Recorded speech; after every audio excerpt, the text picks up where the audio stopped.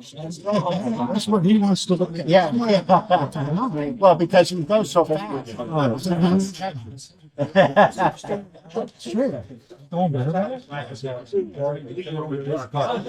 Thank you, everybody, for coming. Thank you for having us, Riz. It's not me having this, man. We all do this. If I wasn't here, somebody else would be standing here. I'm the least important guy in this room. Trust me, you guys are the most important people here. So again, thanks for coming. I don't know who arranged this weather, but please do it every year. Because I obviously didn't do so good last year. I don't have any pull with that guy. You know? So, let's start off with some fun stuff. Who's here for the first time? Please stand up and introduce yourself.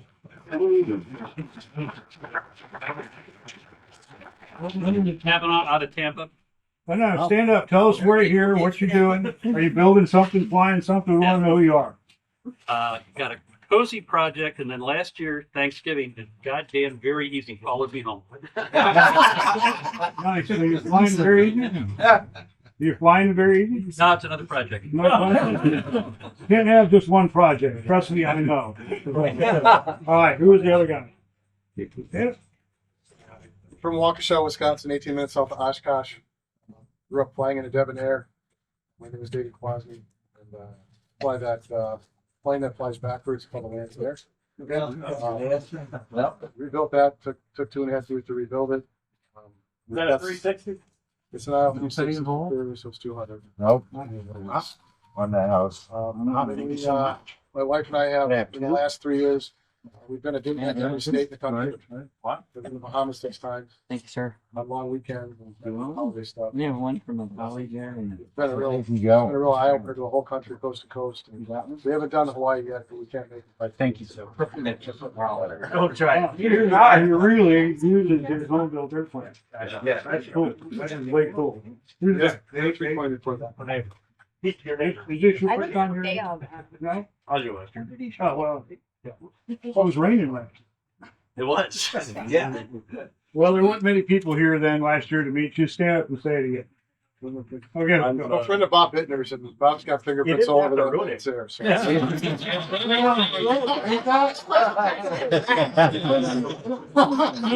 If you are, we'll let you in anyway.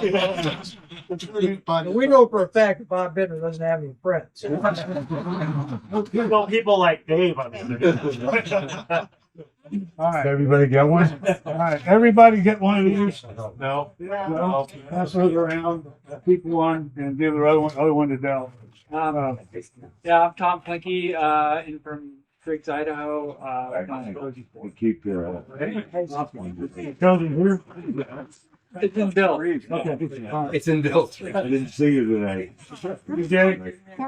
Vijay Pisini from Cedar Rapids, Iowa. I'm flying aluminum plane now, so don't trash me. We don't even have to. I do have a Bedford 540. I had 11 minutes of flight time in that one. I had an off-airport landing. Prior to that one, I flew the Bonanza. The Bonanza was brought by Nick and then Jake and then Christy right there, just right there. And then I do fly often. So I've been meeting Rich and Oshkosh on and off. And I hope to rebuild my Well, let me give you that. right here one day. How many? But Rich says that he doesn't want to bring his bedroom because it's 3,200. He needs a little more. I don't know how to navigate that one. Oh, okay. You're 540. Yep. Probably do a little better. Although I don't see those guys out accelerating either. But we'll talk. But yeah, I won't bring the Berkut in here. Even Redmond told me he didn't bring his in here until he had the prompt come down, get cut down, so he could get the RPM. No. So anyway, who else? This guy? Oh, Okay. I was a passenger. My name's Nathan. It was my first flight, so it was awesome to come in here. Well, thank you. Welcome. Yeah, That's my thank you. first one to go. Well, Well, it's my first one. yeah, But you can. I'm not the pilot. I sit in the back seat of Belong Easy. We're from North Florida. Come with Cameron. He's come a few times. So That's the one from Bonanza.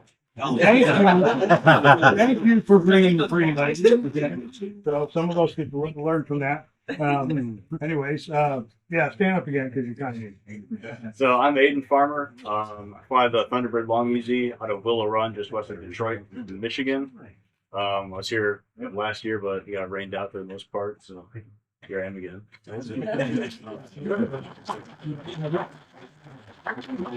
We normally go through who came the farthest, but there's no point to have a contest here today because I know you did. G'day, Mark Spinning from a small town near Melbourne, Australia. You speak English? Yeah. America, Australia, divided by a common language. Building in Casey 4, finished up the finishing, installing the engine now, and I've been looking with dismay at electrics today. And I don't think I really count because I didn't actually fly here. Mark Riker gets the. You traveled the furthest to get here. You did fly me. That's one recognition. Okay, who in a canard flew here from more than 1,000 miles away? That's got to be Mark Rieger. 1,500 miles? Anybody? Got to be Mark Rieger. 2,000 miles? How far was it, Mark? 1650. Where'd you come from? Northern California. Well, thank you. Good job. I came from Lexington. Does that count? Well, we could end the Great. Everybody got a ticket now? Okay. Do we have a jar? We have a jar for the. Okay. Yeah, well, throw it all in somebody's hat and have some pretty lady draw them. I wanted a winning jar. Okay. So at this point, I need to make beg everybody's forgiveness and make an apology. How do you do that? If you looked at the schedule that Russ had posted, Russ asked me what I had planned. And I said I never plan anything. But we had hoped, we thought it'd be really cool that I bring the very big and back up here. Because everybody enjoys seeing it. Maybe just supply with it. No. It has, and then we thought we were going to get the solitaire up here too, because how many have ever seen a solitaire fly? Yeah. Okay. So it's one of the rarest Mercantile airplanes out there, and so we had this glorious plan. The problem with the solitaire, you don't fly it anymore. Yeah. They're just a self-launching sailplane, right? Well, in theory, technically, on its airworthiness certificate, it just says airplane. Now, that was one of the issues with Harold Bickner. He never flew the thing because he said, I don't have a glider ring. And even Ian Huss, who sold him the airplane, said, Harold, you don't need one. And if you look at 6131L or something like that, it says for a single seat experimental, you don't even need a category and class. So anybody can fly that thing as long as it's a single seat experimental. It's like the Castle. You need a private pilot's license. You could have 10 engines. It doesn't matter if it's one seat. You don't need multi-engine ring. Probably glides better than a Cassett. Yeah, and so anyways, that all fell apart because the RV, the motorized motor vehicle, recreational vehicle, camper that was going to pull the solitaire, because like I said, it doesn't fly anywhere. You got to pull a trailer somewhere, pull it out of the trailer, put it together. And we did that at Oshkosh, and people, man, we had a crowd. People watched us take that thing apart, put it together, and we thought it'd be fun to show everybody how that works up here. Well, the motorhome had a mechanical problem, and all of the things that I'd accumulated, all the junk that I was going to pawn off on you guys for the freebies and auction, was in the motorhome. So I suck at that this year. However, Scott, Bernard Boulevard, Scott, where are you? Oh well, that won't give me credit. He donated 3 borescopes. He said for the auction, but even though we need money, what I'm going to do with these, I'm just going to make them door prizes. So, okay. So as we talk here today, we'll pull a card and somebody can get a borescope. Okay. And that's all I have, unless you want this stinky shirt. So, but I'll make up for it next year. I promise. If this was a poor decision on our part to depend on a vehicle to bring all that stuff, and the other side of it is, where's Dan and Liz way back there? They have been driving the Rough River for so many years, and they always stop in Covington. And even though they have a long easy now and he couldn't get out of his airport, but for the years they were driving and building, I always depended on them to haul all that stuff up because they passed through Covington. because I was always in a canard, and how much can you carry in a canard? Well, then this year I wind up flying a Cozy 3 up here, and I had the station wagon. I could have hauled everything. So anyway, that's the way it goes sometimes. But you know, we'll make it up. So thank you for tolerating that old beg for forgiveness speech. Missing man. Huh? Missing man. Yeah, let's just go right into that. How many people knew Jack? Well, Jack Wilson. Okay. There's this guy that wears this shirt. I wind up having these special relationships with people that donate airplanes. So I got a few stories I'd like to talk about Jack because I think everybody enjoyed them. Because when you really spend a week with somebody, all focused on them and their airplane, you learn a lot. Not just about the airplane, about the individual. So I have a lot of respect for everybody that built airplanes in general, but especially a special kind of respect for those that donated. So what I'd like to invite everybody to do that knew Jack, if you feel like it, to tell us your story. Tell us something about Jack that you'd like to share with everybody now that he's no longer with us. Anyone? I got a short one. I was at Sun and Fun. I was the greenest, newest. This is 25 years ago. Didn't know a damn thing about airplanes. I got in a ride down there with Nelson over here. I said, I want to build this Cozy 4 and talked to Jack for just 2 minutes. He says, here, you're going to need one of these. He reaches in an airplane, hands me the little steel safety catch. He said, there's things in the plans that could use some improvement. Here you go, take this. Cool. You know, like I don't know nothing about it. I don't know any of these people, and Jack was just that kind of generous. He just handed me with free, here, take this, enjoy. You know, that's, you know, I had very limited interactions with him otherwise. Of course, the guy, you know, did some innovation that sent half the Cozies out there at least. That's pretty cool. Yeah, he contributed quite a bit. Most of us have nose lifts that came from his shop, right? And all the other little parts that he made, the castings and stuff like that, that's kind of dried up after Brock and Cozy Girls made some of that stuff. But I think that Jack and Cozy Girls have been supporting the industry with those parts for a long time, especially Jack. He did it a very long time. Anybody else? Yeah, go ahead, sir. I saw something happen that was very romantic. One of the Cozy pilots, I think it's Dave, is his name. He pulled up, stopped the plane, and after they did their formation flight and the Gone West flight, he pulled up and he parked. He bowed his nose on the electric nose gear, and I thought, wow, it was almost a way of saying, thank you, Jack. I don't even know that he noticed that he did that, but it was pretty cool. The electro-air ignition in Jack's airplanes have been acting up. I'll be honest with you, it needs to be fixed, but I wasn't going to not miss this. And it's just intermittent. And so yesterday when we did our practice flight, it started missing and I just turned it off. But the rest of the flight, and when I knew the value of what we're going to do today, I had a little dilemma of what am I going to do if I crank that thing up and it doesn't run. And I've got just a mag. And I cranked it up and went out there and did the run up and it ran perfectly. I said, thank you, Jack. And how many people noticed when the takeoff roll started popping? So, no, it's just the airplanes. Who else? Anybody else got a Jack story? I know some of you guys have known him a long time. Go on. Okay. Well, I'll tell my Jack story. Sometimes you got to eat your words. Way back in the beginning of Rapid, I needed a nose lift part, and I called Jack. And I always struggle with asking people for money because it's just not me. But when you run a nonprofit, you have to learn how to ask people for money and stuff. And I kind of gotten better at it, but Bob will tell you that I really suck at it. It's like these golf carts. He browbeat me today to put a sign on there say asking for donations. But I called Jack and asked him for a part. He said, yeah, I got that. And I started going to my little script of, we're a nonprofit who could help me out. And he blurted out something like, and I'll tell you, I knew the guy from around here, but I didn't really know him that well at the time.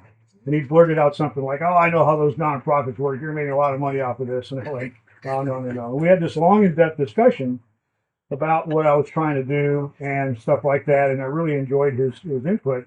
But he came from a perspective a lot of people have that, you know, the CEO of United Way makes probably, you know, $500,000 a year or something like that. And I kept, and I stand by this today. Nobody in Rafi gets paid for anything. I've never made a dime off this. In fact, I've poured hundreds of thousands of dollars into it to keep it alive. And that's what we're struggling with today because now I'm unemployed. But over the years, the more I talked to him and, you know, because we had nose lift problems, whatever, saw him around here, I didn't realize how much he had warmed up to what we were doing.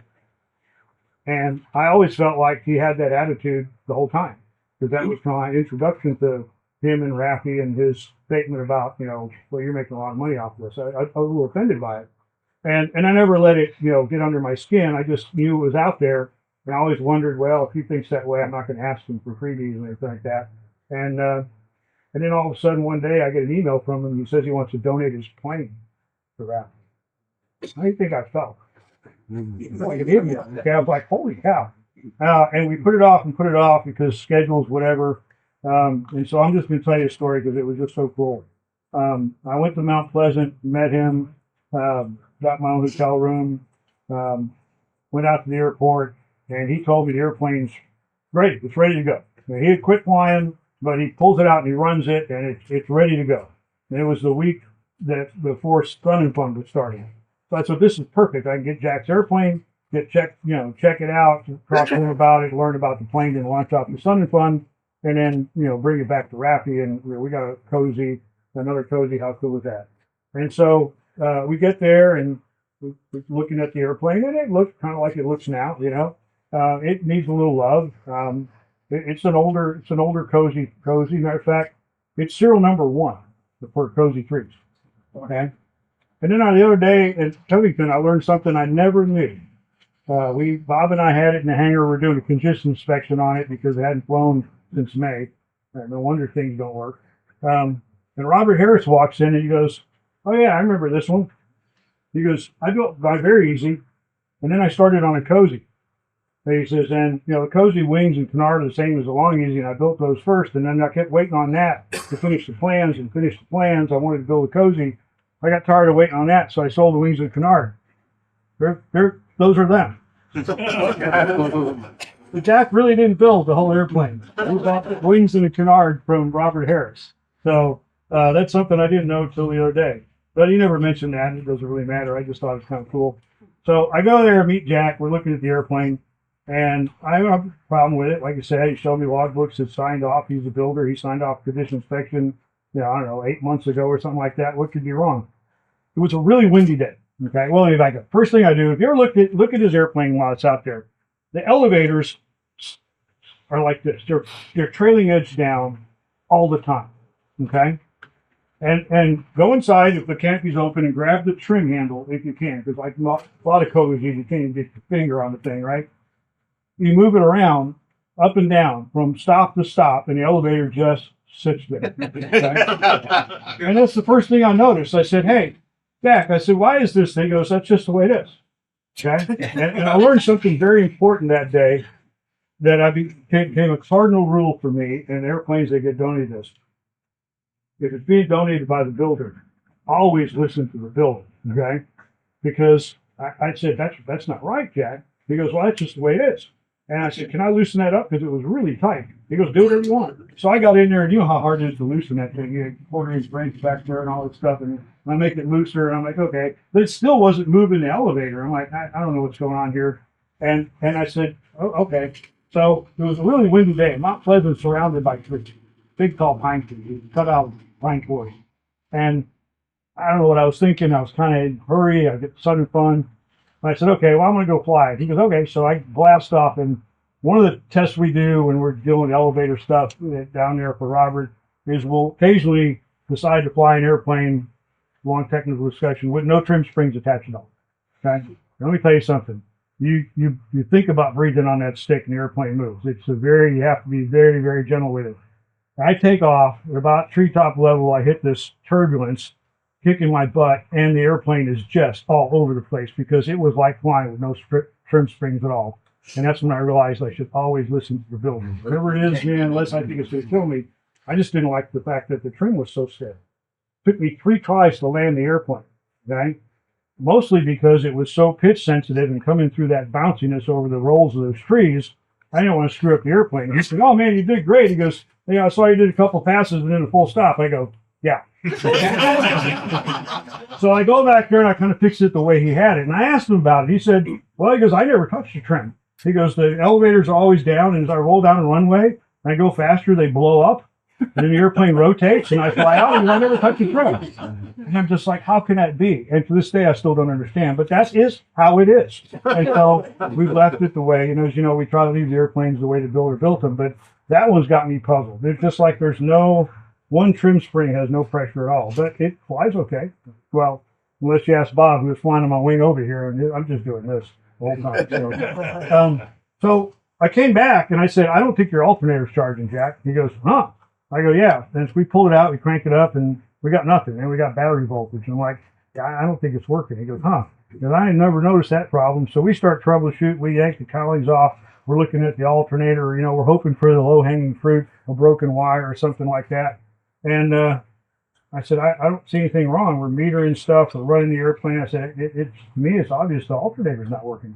And Jim Springer, who's sponsored him and Tom Cox in the airplane for a couple of years, will tell you, when we got it, the back seat was not a functional back seat. Jack had this big aluminum thing back there with antennas, comm antennas pointing down, and that was the best radio ground plane he could get. And it was horrible. It was like one of those torture chambers. You try to call in there and things are poking it, and I actually took it out so I could get back there and look at the battery. And we came to the conclusion that the alternator was bad. And so we took it off, we're driving around Mount Pleasant with this alternator that has a very legible data plate on it. Okay, we're trying to match it up with anything that you can at an auto parts store. And how many people have ever had success with that in the last 20 years? Okay, because what happens when you walk in auto parts, they say, "What's it off of?" Well, I don't know. I think it's a Mitsubishi something. And Jack goes, "Oh yeah, that came off of something I can't remember, but it's a great alternator." I go, "Well, it's not a great alternator. It's not working." So we're driving all over town looking for this thing. And then we go to lunch and we're like, I want to go, okay? But we got to get this fixed. And it's getting towards the end of the day. It's probably maybe about East Coast time, 4 o'clock. And we're standing in the middle of some AutoZone, and he's talking to the lady. They're trying to match it up by she's taking a picture on Google Pictures and seeing if she can find an alternator that looks like that one. And I whipped out my phone, and I call this story the $1.29 or the $700 fuse, okay? I whipped out my phone, and I called Nathan Bainbridge at BNC. And I said, "Nathan, how late can you get me an alternator to Mount Pleasant, South Carolina, I think it is?" He goes, "Now." I go, "Okay. I need everything. I need an alternator. Because we didn't know if it was a regulator or whatever. I said, I need an alternator, regulator, a belt, everything." I said, this is what's going on and they need it." And he goes, "I need to know you guys know this, and the ring gear size, and a couple other things." And I said, "Okay." I said, "Jack, we got to go back to the airport." He goes, "Why?" I go, I'm just going to buy one. There'll be one here tomorrow." He goes, "Well, you don't have to. I go, no. We don't have any more time." So we go back to the airport. We get the information for Nathan, and I call him, and the stuff's on its way. FedEx overnight. You guys know what that costs, right? So we kind of give up. We go to dinner. The next morning, we're messing around with the airplane. And, this is my favorite part. At one point, the first day, he decides, "Oh, wait a minute. I want to check the wiring diagram." And he goes over to this locker, okay? And I have this actually in the airplane. He goes to this locker in his hangar. He opens it up. He pulls out this tube about this long. And he walks over to the wing. He opens the cap of the tube. And he pulls this. There's this roll of paper in it. And he's like pulling out the Dead Sea Scrolls. Okay? And he lays this stuff. Now, Jack's 87 at the time, right? So he lays this thing out on the wing. And it's like vellum and pencil. And it's just, he's an engineer. And this thing's just perfect. And I'm looking over his shoulder. And he's going like this. And he looks at it and he follows this line all the way around. He goes, "Nope, it's not on here." Rolls it back up. Puts it all there. He puts it back on. I go, "What was that?" He goes, "Oh, I made some changes, but I guess I never updated the wiring." Who updates their wiring diagram after their first build, right? So just some 30-year-old piece of vellum, right? So we're messing around. Finally, his partner at the house, she calls. She goes, "Hey, the FedEx package is here." Rush, get it, grab some lunch along the way. I'm not kidding you. Within about 2 hours, we had the BNC alternator regulator on. He's soldering things. I'm you know, we had to change connectors. We had it all in there. We had to change the baffling. Man, we're cooking. We're making this thing work. We push it out, and it doesn't make pop. Going, what is going on? And he's like, I don't know. And so I think this is the point where I crawled in there and took that aluminum thing down. You know where cozy batteries are, right? Most god awful place in the world. So I crawl in there, you know, my bad back and my knee, and I go, I look at the positive cable coming off the battery, and there's this black box there. And I go, Jack, what's this black box? And he goes off into this lecture. You know, a lot of people don't understand that if you don't put a fuse in line between your battery and your alternator, you can burn your airplane down. And just blah, blah, blah, blah, blah. And I'm like, and I'm looking at him, and I reach over and I open the cover, and I pull this great big fuse out. And I look at it. Yeah, it's split bigger than hell. I look at him and go, where do we get one of these? He goes to the auto parts store. So we go to the auto parts store, and for $1.29, the airplane made power. I call that the $700 fuse.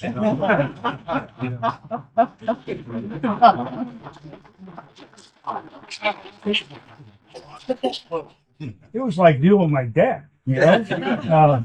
My dad's been gone a long time. So if my dad was 87, that's how. But I tell you what, just spending time there, having dinner with him, going to his house, looking at his shop, all the stuff he made. I mean, he showed me the casting, the molds, the way he made all that stuff. And one of his problems then was he was stuck. But because of COVID, the guy that did his castings went out of business.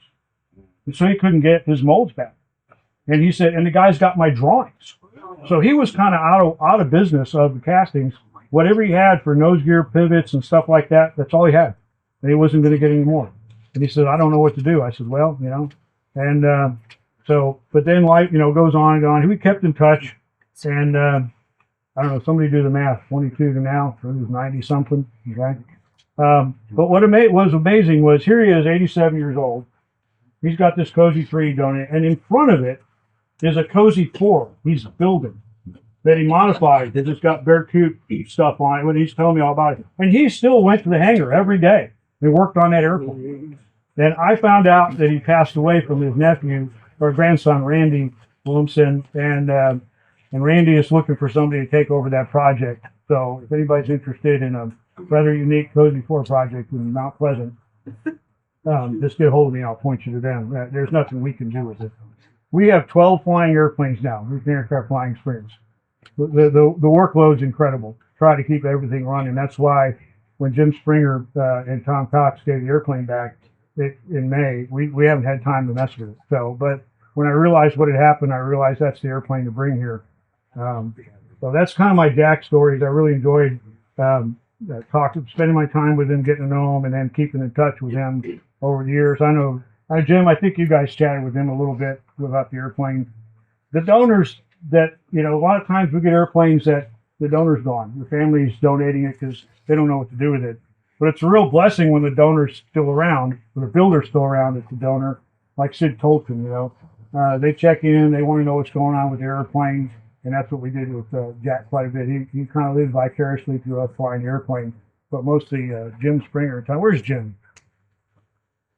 Hey, Blake. I want to say something about Jim Springer. Our little RAFI organization, we do this sponsorship thing where people can make a charitable contribution, take the airplane, and like if they're not right there in Houston or Covington, which nobody's in Covington, they take the airplane home and they fly it like it's their own airplane. And it's a force multiplier for us because first off, we don't need all these airplanes. Our goal was to have one flying example of each one, but we got multiples of long easies and stuff like that. So using the CAF model, we let these sponsor pilots take them home. And Jim is our poster child for what a sponsor pilot should be. Me and Tom Cox, Jim actually sponsored it first. And one of the things that I know is the fact that if someone sponsors an airplane, they take it home. Sooner or later, on some Saturday when they open their hangar doors, their neighbors go, hey, what do you got there? Where'd you get it? How do I get involved in that? And it starts growing. And the idea is to build another little RAFI base somewhere, if you want to call it that. And that's what happened to Jim. He found Tom Cox. They put, in about 2 years, Jim, 148 hours on the airplane.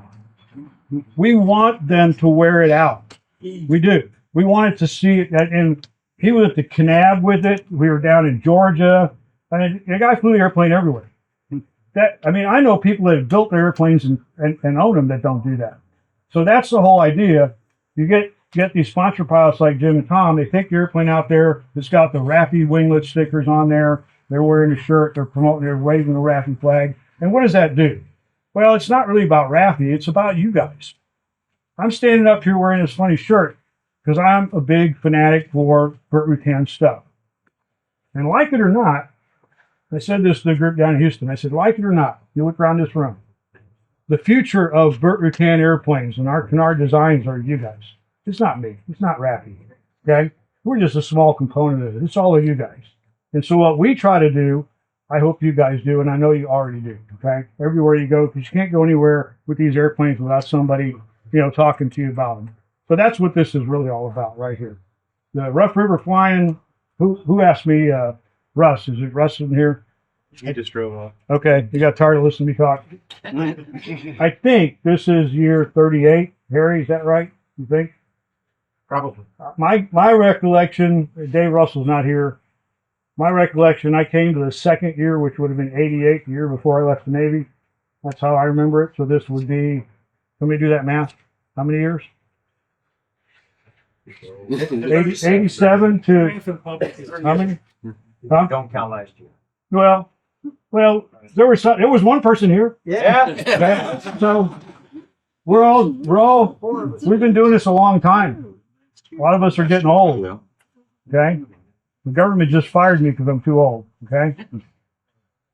We just had a flyover for one of our friends who's gone. Could be any one of us. Thank you guys for coming here. Really, thank you very much. Thank you for putting up with me. Thank you for creating this, and let's keep it going. Apologize for no gifts or freebies, but who's got the hat? Let's give what it can. Next year, we're gonna have a slightly used alternator on the freebies, right? I still have it. Next year, but it mounts totally different. You don't want to do it. We've got the hat of Tickets are in the middle of huh? the middle of the roll. Oh, in the middle of the roll? Okay. Here. We'll let the pretty lady pull them. Okay.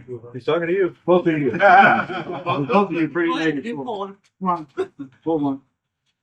Okay. Wait, I didn't get one. Man, I need glasses.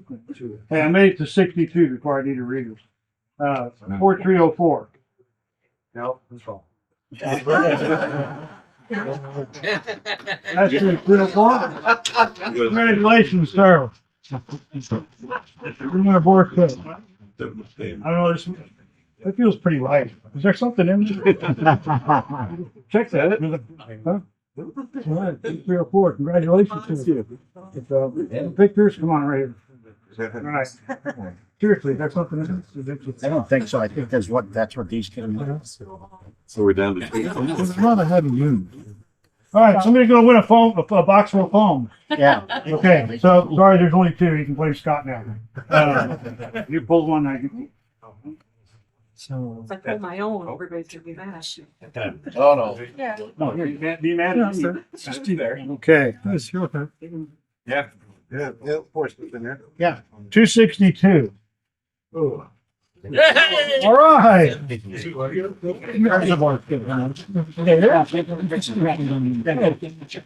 It's just not listed.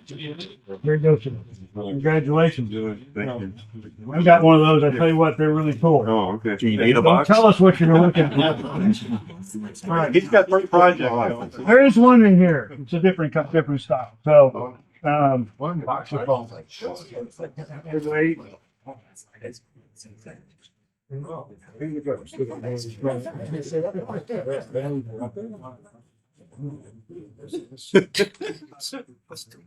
The suspense. 265. 265. 265 going once. Probably was. All right, 265 going once, twice. You didn't stand around listening to me talk, you don't get worked up. Maybe it's the person pulling the ticket, I don't know. 267. All right, the new guy.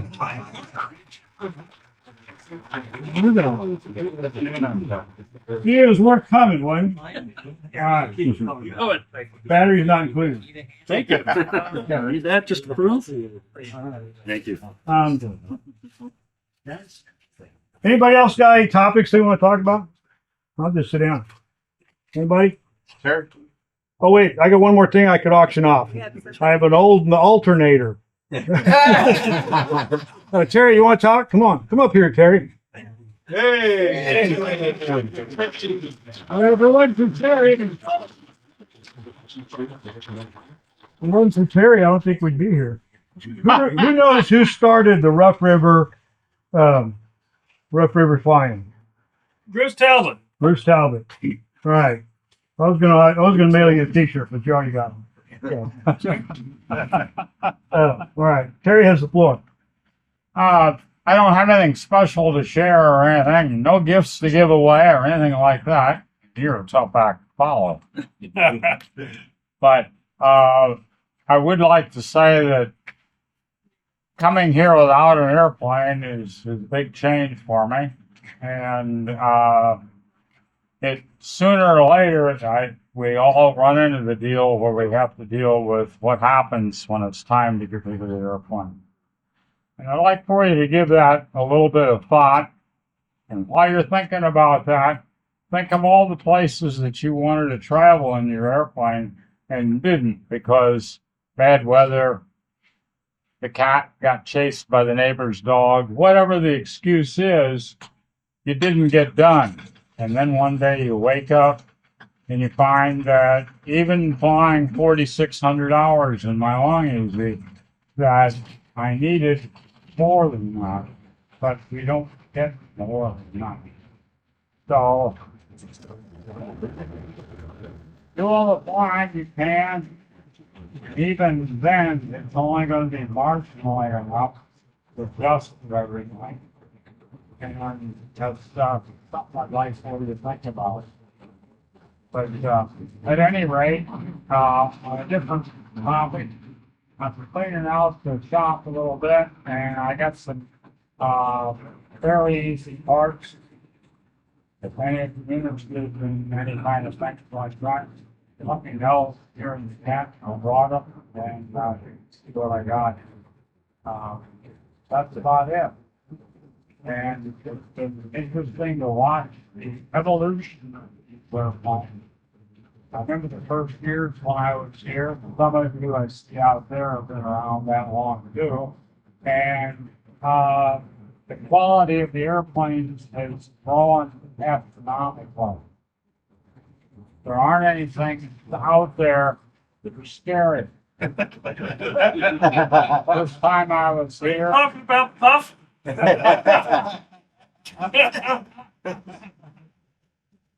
Or the one that was the green one. There's all kinds of stories that he goes around about that and it moves it on now.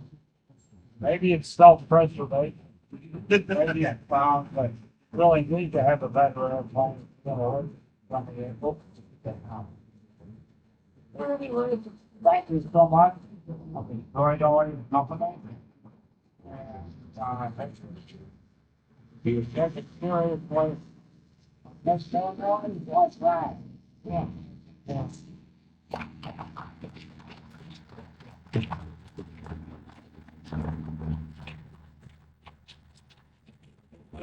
They moved. It's your first time here, right? Yeah. Okay. Well, last year, Yeah, well, then you should have been introduced. If you guys don't know this guy, this is Mu Ming. He owns Aero Canard. All right. I'll give you a few minutes to promote your business. How's that? Yeah. My name is Mu. We're located outside of Chicago. Louder.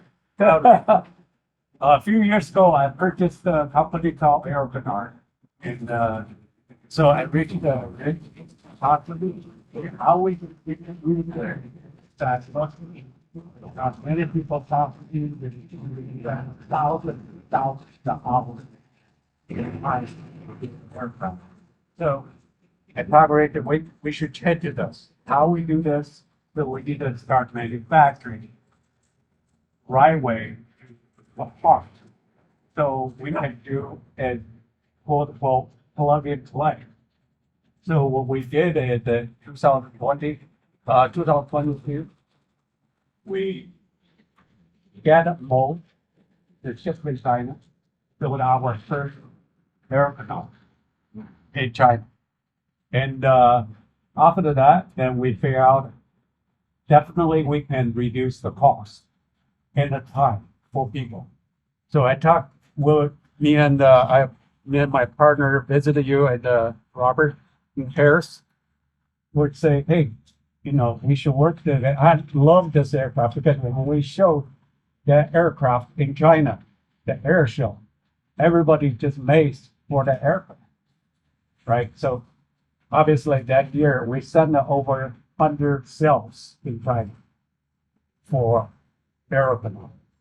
Anyway, so now we have the complete setup and mode. We can make every single part in the very affordable price. So if you guys want any part, you can talk to Rich. Because I want to get that product to Rich to infinity. Then we can do a builder system program. Because that way, I believe, you look at all other guys. How many people really do their own parts? RV, they ship a whole bunch of aluminum to you, right? So for us, even when we want to do this, we want to make this happen. I think we just need to do it. Well, you're the big part. Then we can do affordable. So I think out around the guitar costs you $100,000, right? So the growth of your phone has $100,000. That's $100,000. So it's just part is and also same time we're looking for the talent to work with us. Okay, join us to extend this Bernard community because I visited RV community. There's lots of people. Moo had a display at Oshkosh and Sun and Fun this year, and I've seen his parts. The stuff that comes out of the molds is incredible. Beautiful parts.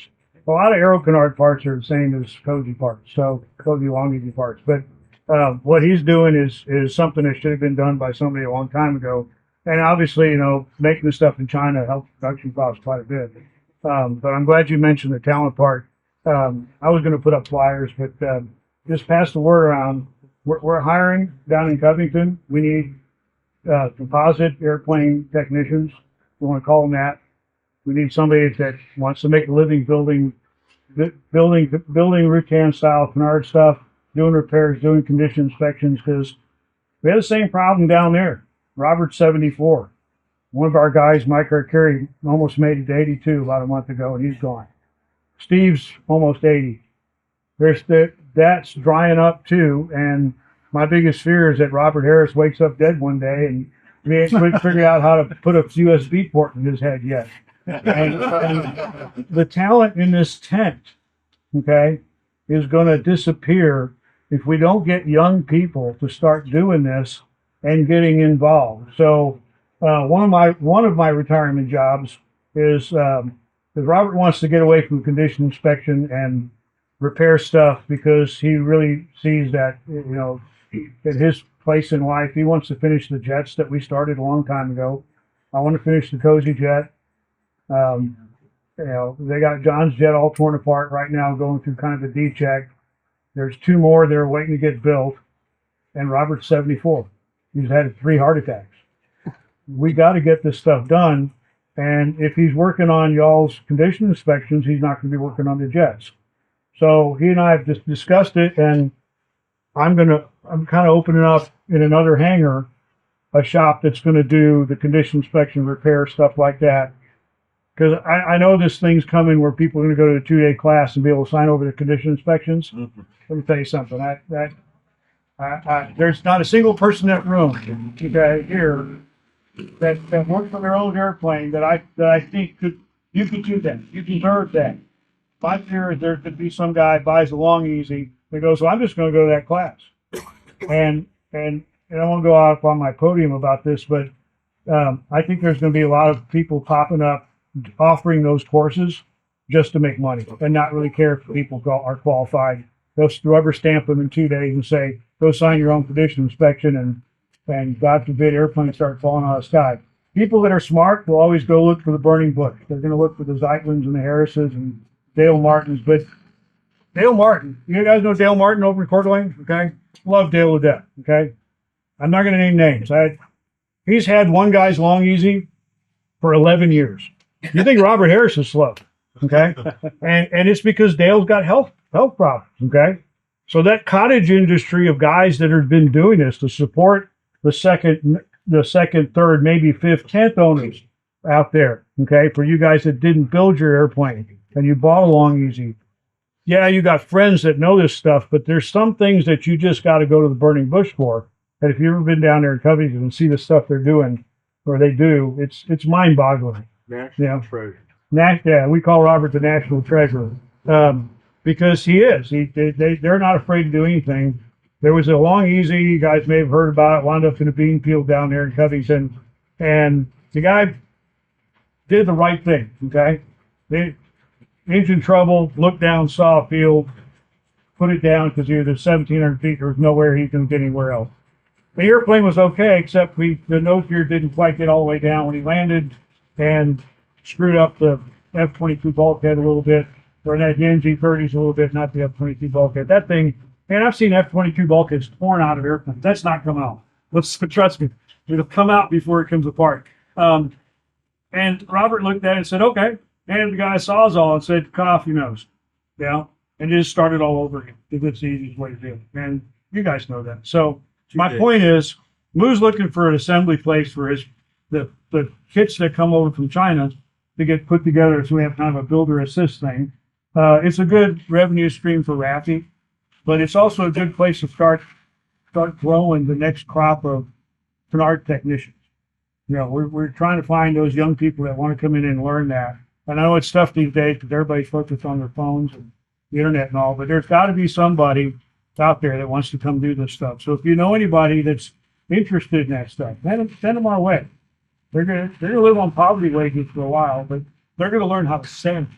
And see, with his stuff, there's not much sanding. You know, it's gonna be.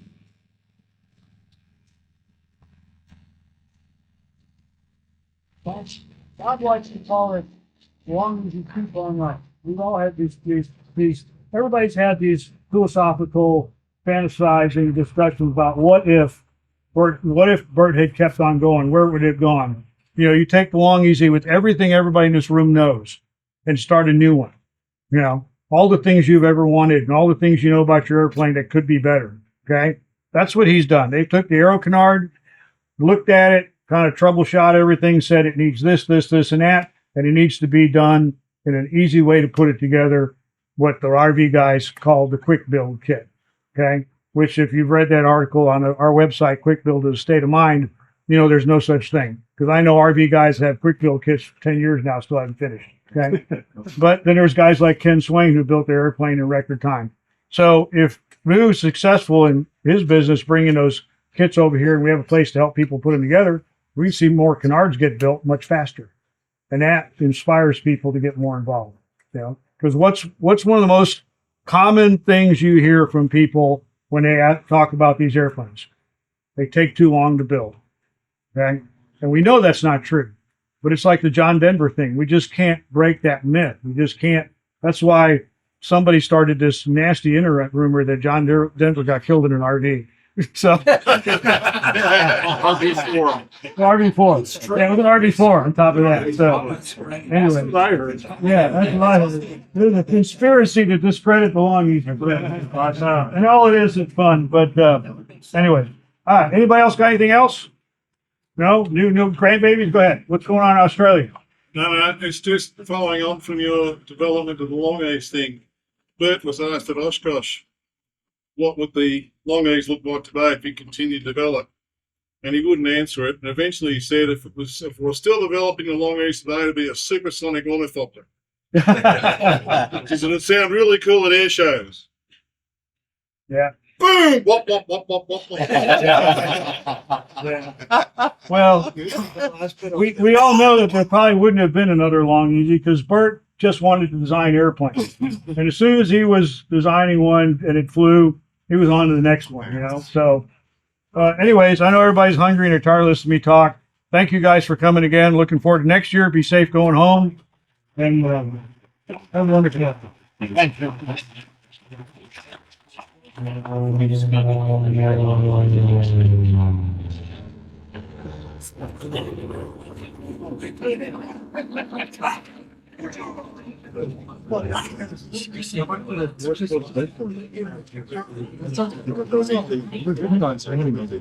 Scott just walked in.